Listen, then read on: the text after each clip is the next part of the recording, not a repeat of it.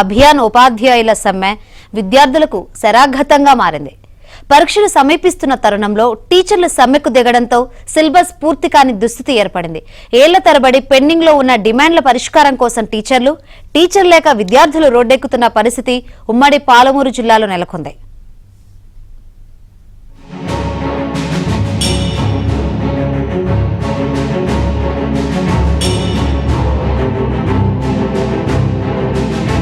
ఉమ్మడి పాలమూరు జిల్లాలో సమగ్ర శిక్ష అభియాన్ తాత్కాలిక ఉద్యోగులు, టీచర్లు సమ్మెబాట పట్టారు.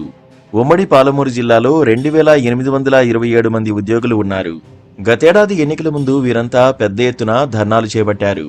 ఈ సందర్భంగా కాంగ్రెస్ ప్రభుత్వం అధికారంలోకి వచ్చిన వెంటనే రెగ్యులరైజ్ చేస్తామని అప్పటి ప్రతిపక్ష నేత రేవంత్ రెడ్డి హామీ ఇచ్చినట్లు ఉద్యోగులు చెబుతున్నారు. అయితే కాంగ్రెస్ ప్రభుత్వం అధికారంలోకి వచ్చిన తర్వాత ఎలాంటి హామీ లభించకపోవడంతో గత నెల 18న సమ్మె నోటీసులు ఇచ్చారు. దీనిపై ప్రభుత్వం నుంచి ఎలాంటి స్పందన లేకపోవడంతో సమ్మెకు దిగారు. ప్రభుత్వానికి వ్యతిరేకంగా చేస్తున్న సమ్మె కాదని, తమ డిమాండ్లను సాధించుకునేందుకు చేస్తున్న సమ్మె అని ఎస్ఎస్ఏ ఉద్యోగులు చెబుతున్నారు.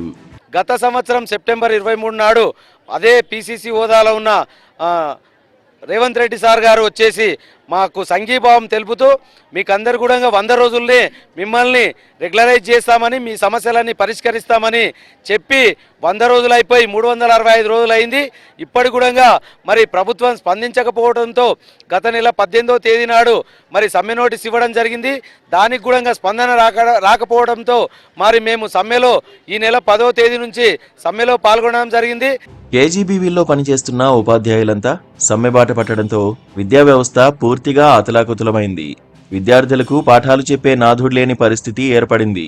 దీంతో ఉపాధ్యాయుల సమ్మె విద్యార్థుల పాలిట శాపంగా మారింది. ప్రత్యేకించి 10వ తరగతి ఇంటర్ పరీక్షల షెడ్యూల్ విడుదలైంది. ఇక 6వ తరగతి నుంచి 9వ తరగతి సిలబస్ పూర్తి కాలేదని విద్యార్థులు వాపోతున్నారు. ఈ పరిస్థితిలో టీచర్లు సమ్మెబాట పట్టడంతో తల్లిదండ్రులు ఆవేదన వ్యక్తం చేస్తున్నారు. తమ పిల్లల భవిష్యత్తు కోసం ప్రభుత్వం వెంటనే టీచర్ల సమస్యను తీర్చాలని కోరుతున్నారు. వారి డిమాండ్లు సహేతుకమైనవి, వారి శ్రమకి తగ్గ వేతనం ఇవ్వాలని విద్యార్థుల తల్లిదండ్రులు ప్రభుత్వానికి విన్నవించుకుంటున్నారు. ఎవరు లేరు, ఒక టీచరే ఉంది. 14 రోజులు 15 రోజులు అవుతుంది సమస్యల గురించి పోయినరు, టీచర్లు ఎవరు లేరు. దానివల్ల మేము వచ్చినాం పేరెంట్స్.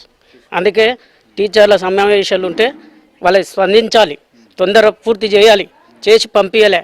ఇంకొక నెలనే ఎగ్జామ్ ఉంది. ఫిబ్రవరి మార్చిలో వాళ్ళకు ఎగ్జామ్స్ స్టార్ట్ అవుతున్నాయి కాబట్టి వీళ్ళు చదువుకోలేకపోతే భవిష్యత్తులో వీళ్ళు ముందుకు వెళ్ళలేరు.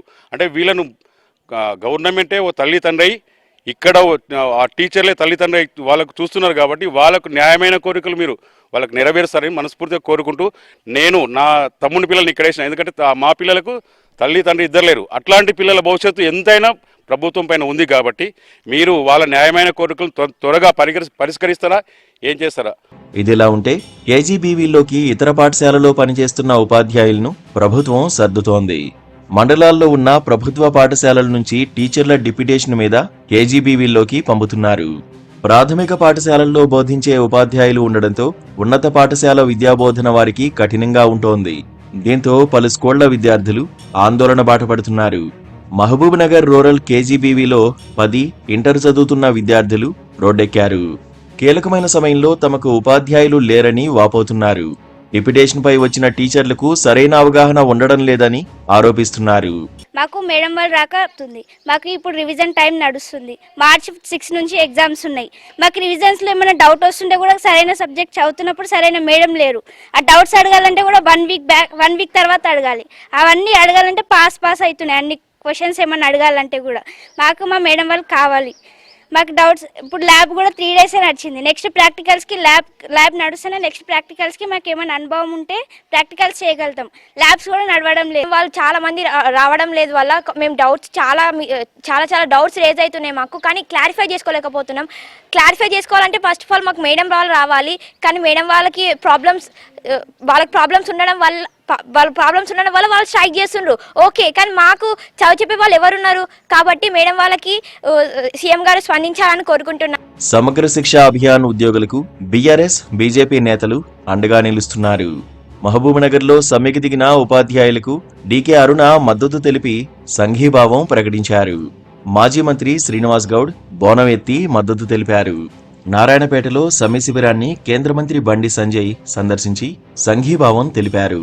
పరీక్షల సమయంలో ఉపాధ్యాయులు సమ్మెబాట పట్టడం, ప్రభుత్వం ఏం తెలియనట్లు వ్యవహరించడం సరైంది కాదని విమర్శించారు. వెంటనే సర్వశిక్ష అభియాన్ ఉద్యోగుల సమస్యలను తీర్చాలని డిమాండ్ చేశారు.